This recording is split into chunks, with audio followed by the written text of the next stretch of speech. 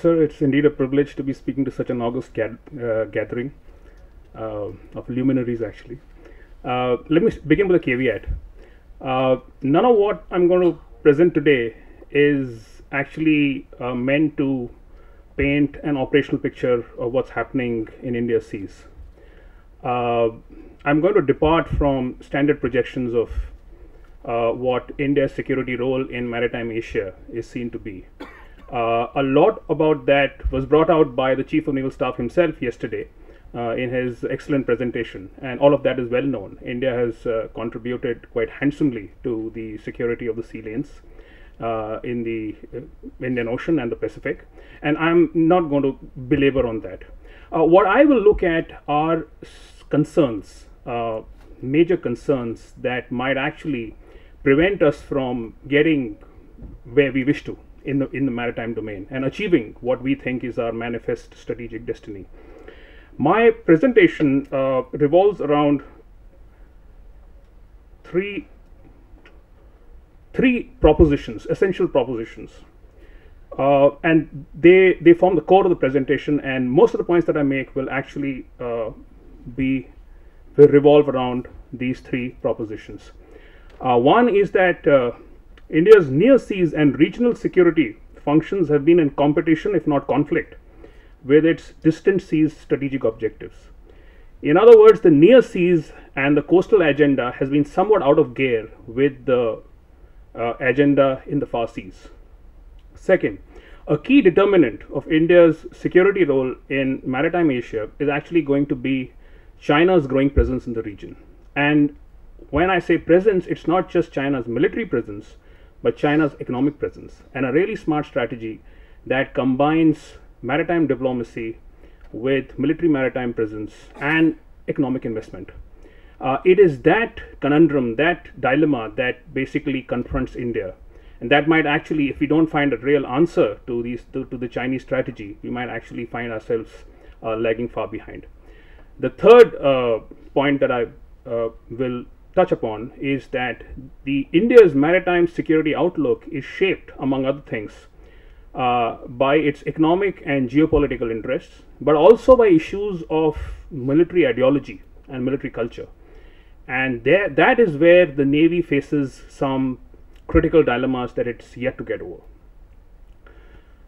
Let me just paint out the strategic context first. A lot of what I want to tell you has actually in some ways been said, so I will just go over this as quick as I can. There's a pivot to Asia, and a lot has been said about pivot to Asia, but there's not just one pivot to Asia. There's actually many pivots that are happening within Asia. The US is pivoting. India has its look east, act east policy. Yesterday there was a news report which said that the Chinese were concerned that the Japanese had a down south strategy. The Japanese apparently a few days back came out to say that we might actually consider doing patrols in the South China Sea. So in that sense, there is a Japanese pivot that's happening. There is an Australian pivot that's actually looking at the Indian Ocean region, and Jokowi has come with his the president of Indonesia has come up with his own maritime nexus doctrine, which is also in some ways a pivot on two sides, both Indian Ocean as well as the Pacific. So the point I'm trying to make is that the strategic context in which this whole discussion is taking place is incredibly complex. All nations are looking at all other areas, trying to expand their strategic leverages. Economic investment, Chinese, we've said it, it's all known, the maritime Silk Route, what they're doing in the various island states within the Indian Ocean region. A fraught Middle East. Only in recent days, the French aircraft carrier has been sent to the Middle East, the Persian Gulf. UK has set up a new naval base in Manama, Bahrain. There's increasing worry that the Americans might actually lose interest in the Persian Gulf and move out, and that is now beginning to, with the ISIS and the whole threat to the Middle East faces, is beginning to now have some ramifications in the strategic domain. There's also militarization of Southeast Asia. I won't go into it, but all of you know that an increasing number of Southeast Asian countries are actually acquiring submarines. There's a whole race on for littoral warfare assets. And lastly, and most importantly really, is a rise in maritime crime, which means that while the piracy levels in the Indian Ocean are actually coming down, Maritime crime otherwise is going up. So there's a lot of drug hauls that have happened in the Indian Ocean region. Climate change happens to be a big problem. There's instances of human trafficking that have happened in the Indian Ocean region, and therefore this again adds to the complexity of the region. So what are India's stakes in Maritime Asia? I would posit that there are two qualifying positions to India's stakes in Maritime Asia. While we say that we have interest in the whole of the Indian Ocean and the Indo-Pacific region, so to say, really what we care about is that region that you see in the square in front of you, which is actually the Eastern Indian Ocean and the Southwestern Indian Ocean. No other region is as much of a concern for us as this particular block that I've shown you, which actually means that while the Indian Navy does a lot across the Indo-Pacific, its core area of interest is limited to the Central Indian Ocean. The Indo-Pacific. What's our stand on the Indo-Pacific? The second qualifying position is that there is a strategic dialectic that exists in the Pacific, which is not there in the Indian Ocean. Which means that while there's a polarization between the forces on the Pacific side, that element is missing on the Indian Ocean side, and therefore in many ways the Indian Navy actually has the luxury of being a benign hegemon. We can afford to look at HADR and benign security issues because the region does not have the same context and the same texture of security which the Pacific has. Hybrid challenges. This is another very important aspect that needs to be highlighted, which is that in recent days we have seen that our traditional way of dividing threats into traditional, non-traditional, and issues that lie in the domain of marine economy have actually changed. There's many new threats that are facing us. For instance, the Al-Qaeda attempt to hijack a Pakistani warship only last year. Chinese fishing vessels and maritime surveillance ships in the South China Sea. So instead of the regular naval ships, these are the paramilitaries are actually what are getting into the skirmishes within the South China Sea. This is a novel threat. This has never happened before. Reclamation activity around small islands. If you've seen the newspapers, Ferry Cross Reef has been in the news. The Chinese apparently have expanded a small reef which was about 0.2 kilometers to about 1.1 kilometers, about 5-6 times. So much of reclamation has happened, and they are now deciding to construct something on it, and that apparently is a military installation.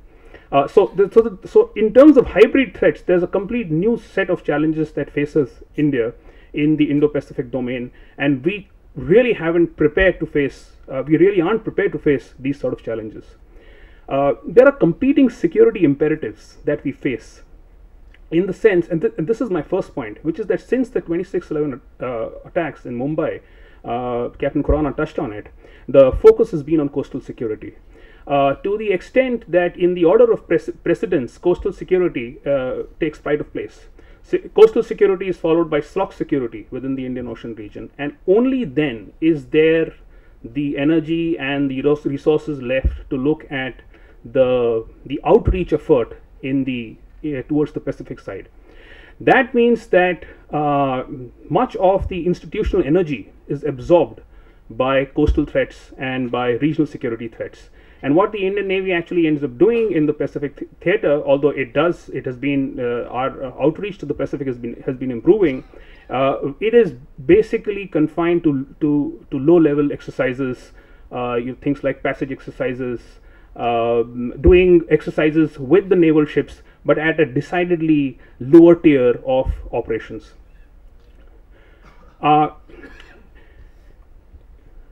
The Indo-Pacific, does India have an Indo-Pacific strategy? And here observers say that there is a certain political synergy that is developing within India and the Asia-Pacific in the political realm, but that has yet to translate into the operational realm.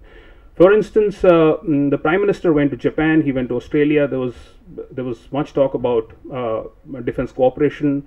The recent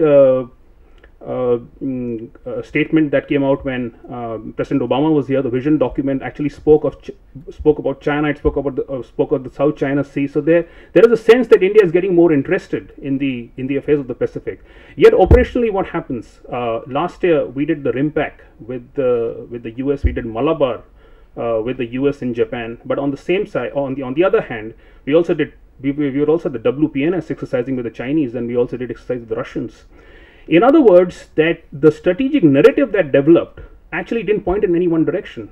And what we ended up doing in many ways is standalone cooperation, wherein we cooperate with one partner without taking into consideration the strategic message that might go to another partner. And all engagements happen in standalone or single engagement mode. And that, observers point out, hasn't quite worked out to our advantage because the operational signaling has not quite been there, which is so important in strategic relations.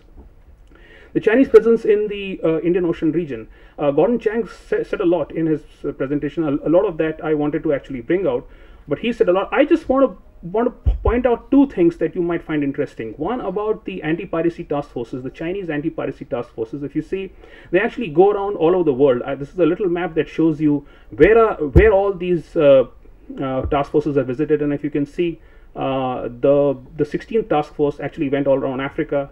The 12th task force went around Australia. The 11th and the 13th task force went on a visit to Europe. The 15th and the 14th to South Asia and Southeast Asia. They have been leveraging the Chinese have been leveraging the anti-piracy task forces for all their worth and trying to extract the maximum diplomatic mileage out of that. And that is smart strategy. Exactly the strategy I was telling you. Combination of the MSR, diplomatic, and the military. The submarine deployments. I only wish to highlight that there was something about the submarine deployments that actually didn't quite get much attention in the Indian media. One was that this was a conscious effort by China to highlight its increasing interest in the Indian Ocean region. It was well known that they will be deploying their submarine forces. They had actually informed India and a lot of other countries that they will be doing so.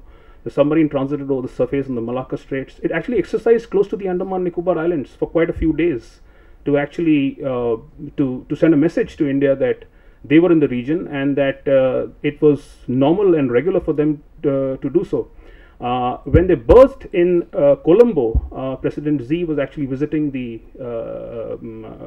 Sri Lanka, and finally, when they went for these maneuvers of Salalah, the fact of the matter is that they were actually quite away from the anti-piracy task force. They were meant to be doing anti-piracy. They were meant to be deployed on anti-piracy task duties, but they weren't actually doing so. In other words, sending out a message to their Indian counterparts that they saw themselves as familiarizing themselves with the environment of the Indian Ocean region. Critical details that actually missed out, that a lot of people missed out. The submarine that went to Colombo did not berth at a Sri Lanka Port Authority berth, which is actually mandated to accommodate these military vessels. It berthed at the Colombo South Container Terminal, which is run by a Chinese company. Observers say that this is a sort of Chinese enclave within the harbor, where China has special privileges. In Hambantota, Chinese state-owned companies have been given the exclusive operating rights for 4 berths in exchange for an easing of loan conditions. Easing of loan conditions in Asia has become a sort of a template for Chinese companies to extract some leverages and to extract some concessions from the host countries. For instance, at the I Havan, which is in Maldives, the facility which is coming up has been huge loans have been given for that facility. Huge aid financing has been given, and the Chinese now apparently are asking, from what appears in the media, for some concessions to be lowering the interest rates on those loans. MSR and Africa. Why is the Chinese strategy in Africa a matter of concern for us? It's again very intelligent strategy, but when the Chinese foreign minister, Mr. Wang Yi, went on a 5-nation tour to Africa only last month, the talk was of 3 transport corridors and 6 ports that the Chinese would be that China would be building in Africa. 3 of those ports are on the east coast of Africa.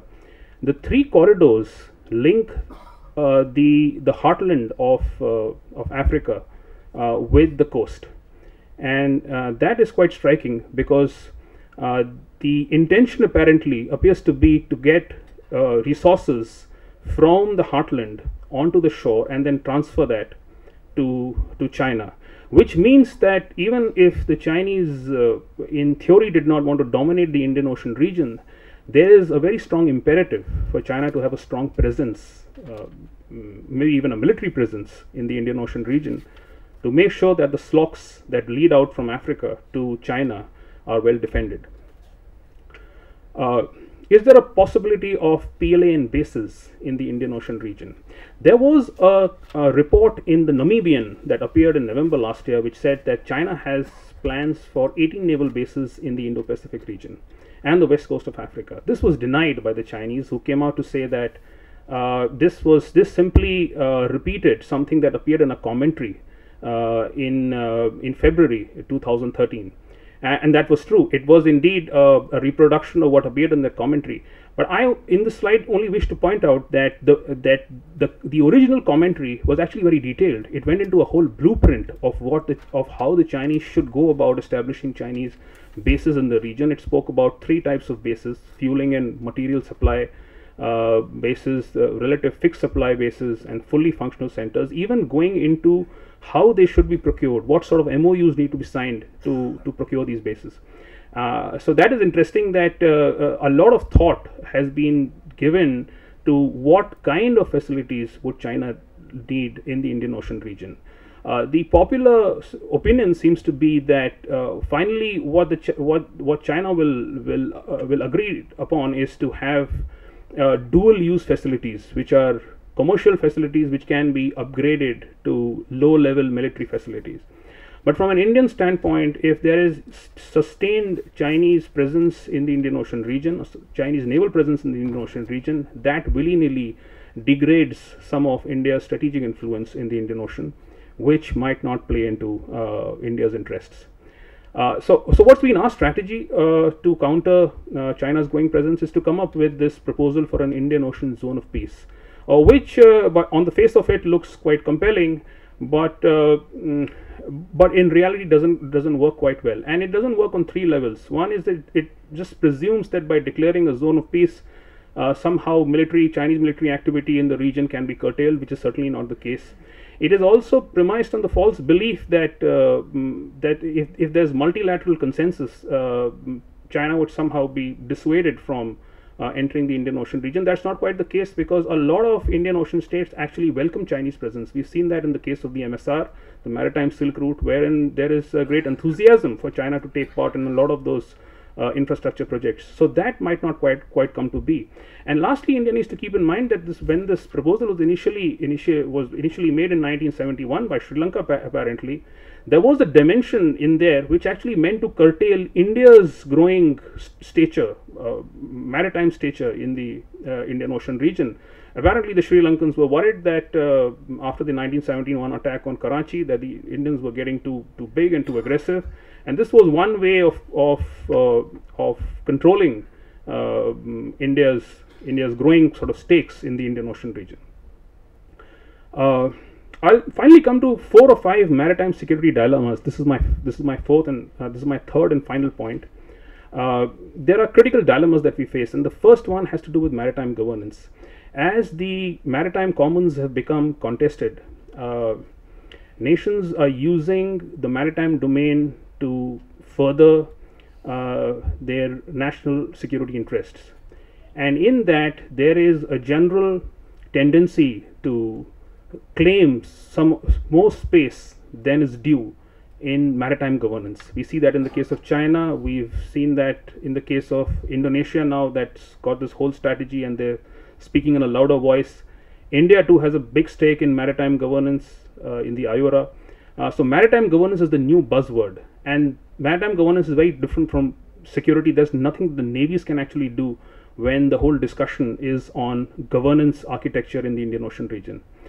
The second is that the maritime discourse is actually shifting from security to economics. So in the last 3 or 4 major multilateral summits that we have had, including the APEC, the G20 and the East Asia Summit, the thrust of the discussions has been on economic proposals, the FTA of the Asia Pacific, the TPP, the RCEP.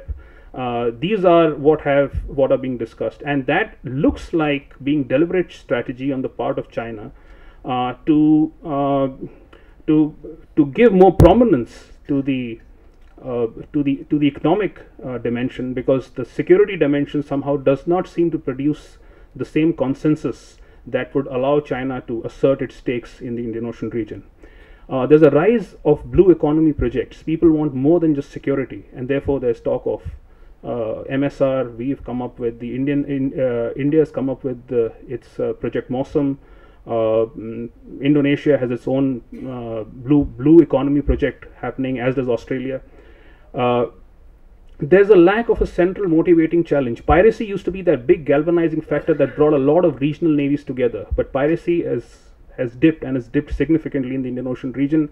It does not quite have the same sort of appeal that it had earlier. What's happened now is that maritime crime has come up, but again there is very little consensus among countries to cooperate on maritime crime if it's not piracy. So the big point is that if there is no central motivating challenge, no big galvanizing factor, nations very rarely come together to cooperate in the maritime domain. Smaller states have been asserting their stakes in the maritime domain. This is an important point, because as budgets have come down, there is a tendency to free ride.